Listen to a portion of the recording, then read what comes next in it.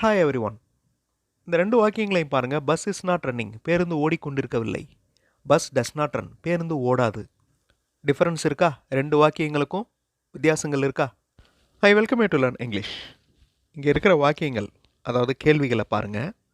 Dozen he working, did he shouting, are we running, mistakes இருக்கிற மாதிரி இருக்கா? சில வாக்கியங்களில், அதாவது சில கொஸ்டின்ஸில் மிஸ்டேக்ஸ் இருக்குது, சில கொஸ்டின்ஸில் மிஸ்டேக்ஸ் இல்லை. இந்த மிஸ்டேக்ஸை பற்றி தான் இந்த வீடியோவில் பார்க்க போகிறோம். இது ரொம்ப இம்பார்ட்டண்ட்டான கிராமர். அதே மாதிரி இங்கிலீஷில் பேசுகிறப்ப இந்த டவுட்ஸும் வரும். டஸ் ஹீ கோஸ் சொல்லலாமா? டஸ் ஹீ கோ அப்படின்றது கரெக்டாக? டஸ் ஹீ ஸ்பீக்கிங் இது கரெக்டாக, இல்லை ஹீ டஸ் ஸ்பீக்கிங் இது கரெக்டாக? இந்த எக்ஸ்ப்ளனேஷனையும் இந்த வீடியோவில் பார்க்கலாம். I welcome you to the channel Sentax. Spoken English videos, English grammar explanation வீடியோஸ்லாம் இந்த சேனல் அப்லோட் பண்ணியிருக்கேன். ப்ராக்டிஸ் பண்ணிட்டே இருங்க, ஷியராக டெவலப்மெண்ட் இருக்கும். நம்ம எல்லாருக்குமே தெரியும், டஸ் அப்படிங்கிற வார்த்தை சிங்குலர், அதாவது ஒருமைக்கு யூஸ் பண்ணுவோம். டூ அப்படிங்கிற வார்த்தை பன்மை, ப்ளூரலுக்கு யூஸ் பண்ணுவோம். ஹீ டஸ் நாட் டர்ன், அவர் திரும்பவில்லை. இட் டஸ் நாட் ரிங், இது ஒலிக்கவில்லை. எல்லாத்துலேயும் பாருங்கள் சிங்குலர் தான் இருக்குது, அதாவது ஒருமை. ஹீ, இட், ஸ்டூடெண்ட், மாணவன். ஓகே, அதனால டஸ் யூஸ் பண்ணுறோம். ஸ்டூடெண்ட் டஸ் நாட் ரைட், மாணவன் எழுதவில்லை. அவர் கவனிக்கவில்லை அப்படிங்கிறத ஹீ டஸ் நாட் லிசன் அப்படின்னு தான் சொல்லணும். ஹீ டு நாட் லிசன் அப்படின்னு சொல்லக்கூடாது. ஏன்? அந்த டூ அப்படிங்கிறது பன்மைக்கு யூஸ் பண்ணுவோம். இங்கே வந்து ஹீ அப்படின்னு தான் இருக்குது, அதாவது அவர், அவன், ஒருத்தர் தான். அதனால் டூ யூஸ் பண்ணக்கூடாது. So he to not listen அப்படின்னு சொன்னால் grammar mistake. He does not listening இது கரெக்டாக? இதுவும் மிஸ்டேக் தான். ஹீ டஸ் லிசனிங் அப்படின்னு சொல்லலாமே தவிர ஹீ டஸ் நாட் லிசனிங் அப்படின்னு சொல்லக்கூடாது. ஹீ இஸ் நாட் லிசனிங், அதுதான் கரெக்ட். அவர் கவனிக்கவில்லை, அவர் கவனித்து கொண்டிருக்கவில்லை. He is not listening. நல்லா பார்த்துக்கோங்க. ஹீ இஸ் லிசனிங் அப்படின்னா இது ப்ரெசன்ட் கண்டினியூஸ் டென்ஸ். ஓகே, ஒரு செயல் நடந்துகிட்டு இருக்கு, அவர் கவனித்து கொண்டிருக்கிறார். He is listening. இதே சென்டென்ஸை இப்படியும் சொல்லலாம். ஹீ டஸ் லிசனிங், அவர் கவனித்தலை செய்கிறார். He does listening. இந்த சென்டென்ஸ் சிம்பிள் ப்ரெசன்ட் டென்ஸில் இருக்குது. ஆனால் நம்ம மேக்ஸிமம் ஹீ இஸ் லிசனிங் தான் யூஸ் பண்ணுவோம், அதான் ஈஸி. அதே மாதிரி ஹீ இஸ் ரைட்டிங், அவர் எழுதி கொண்டிருக்கிறார்.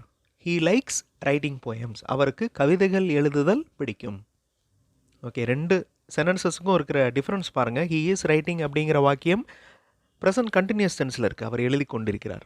ஹீ லைக்ஸ் ரைட்டிங் போயம்ஸ் அப்படிங்கிறது சிம்பிள் ப்ரெசன்ட் டென்ஸில் இருக்குது. அவர் எழுதி கொண்டு இருக்கவில்லை.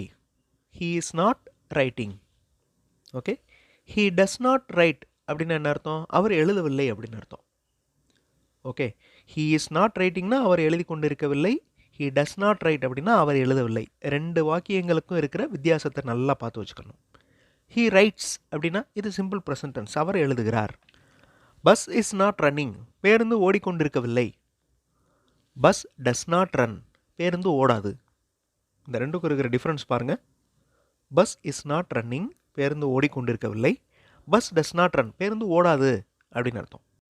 அதாவது இஸ், வாஸ், ஆர், ஆம் இந்த வார்த்தைகள் எல்லாமே பி வேர்ப்ஸ். ஓகே, இந்த வார்த்தைகளுக்கு அடுத்து ஒரு வேர்ப், அதாவது ஒரு வேலையை குறிக்கும் வார்த்தை ஃபாலோ பண்ணுச்சுன்னா ஒன்று கண்டினியூஸ் டென்ஸாக இருக்கணும், இல்லைன்னா பாஸ்ட் பார்ட்டிசிபிளாக இருக்கணும், அட்ஜெக்டிவாக இருக்கணும். இந்த பி வேர்ப்ஸை ஃபாலோ பண்ணுற வேர்ப் கண்டினியூஸ் டென்ஸாக இருக்கணும், இல்லைன்னா பாஸ்ட் பார்ட்டிசிபிளாக இருக்கணும். இந்த எக்ஸாம்பிள்ஸ் பாருங்கள். பி வேர்ப்ஸ்க்கு அடுத்து ஃபாலோ பண்ணுற வார்த்தைகள், அதாவது வேர்ப்ஸ் ஐஎன்ஜியோடு இருக்குது பாருங்கள்.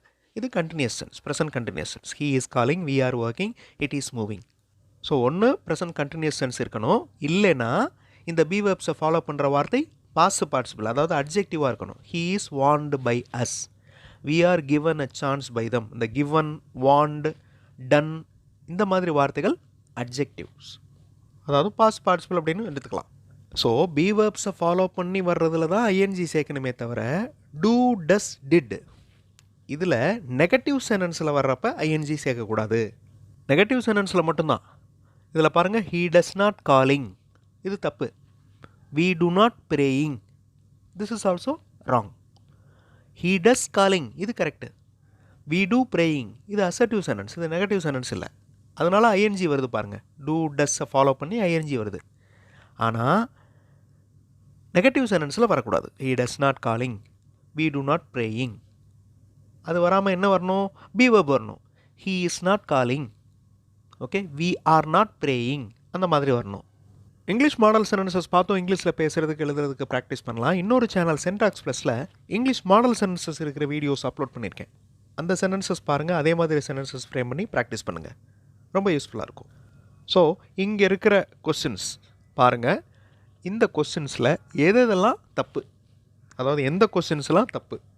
இப்போ நம்ம ஒரு ரூல் பார்த்தோம்ல, அதாவது இஸ், வாஸ், ஆர், வேர் இதெல்லாமே பி வேர்ப்ஸ். இதை ஃபாலோ பண்ணி ஐஎன்ஜி இருக்கலாம், பாஸ்ட் பார்ட்டிசிபிள் இருக்கலாம். அதே மாதிரி டஸ் not calling, does not giving அப்படின்னு வரக்கூடாது. ஸோ இந்த டூ, டஸ், டிட் இந்த 3 வார்த்தைகளை ஃபாலோ பண்ணுற வேர்ப் எப்படி இருக்கணும் அப்படிங்கிறதையும் பார்த்தோம். ஓகே, ரொம்ப ரொம்ப இம்பார்ட்டண்ட் கிராமர் இது, இம்பார்ட்டண்ட் கிராமர் ஸ்ட்ரக்சர். ஸோ இங்கே இருக்கிற கேள்விகள் என்ன மிஸ்டேக்ஸ் இருக்குது, இல்லை கரெக்டாக இருக்கா அப்படிங்கிறத நீங்கள் கண்டுபிடிச்சிட்டிங்கன்னா உங்களுக்கு இந்த கிராமரில் கிளியராக இருக்கீங்க அப்படின்னு அர்த்தம். ஓகே, இல்லைனாலும் பரவாயில்ல, எக்ஸ்ப்ளனேஷன் கேட்டதுக்கப்புறம் நீங்கள் திருத்திக்கலாம். That's all. வீடியோ பாஸ் பண்ணிவிட்டு ஒவ்வொரு கொஸ்டினாக பாருங்கள், அதனுடைய அர்த்தத்தையும் பாருங்கள். ஈஸியாக உங்களால் ஆன்சர் கண்டுபிடிக்க முடியும். வீடியோ பாஸ் பண்ணிக்கோங்க. ஆன்சர் ஃபியூ செகண்ட்ஸில் டிஸ்பிளே ஆகும். Doesn't he working, this is wrong. ஏன்னா நாட் அப்படிங்கிற நெகட்டிவ் வேர்டு வந்திருக்கு பாருங்கள். நெகட்டிவில் வர்றப்ப ஐஎன்ஜி வரக்கூடாது. Doesn't he work, that is correct.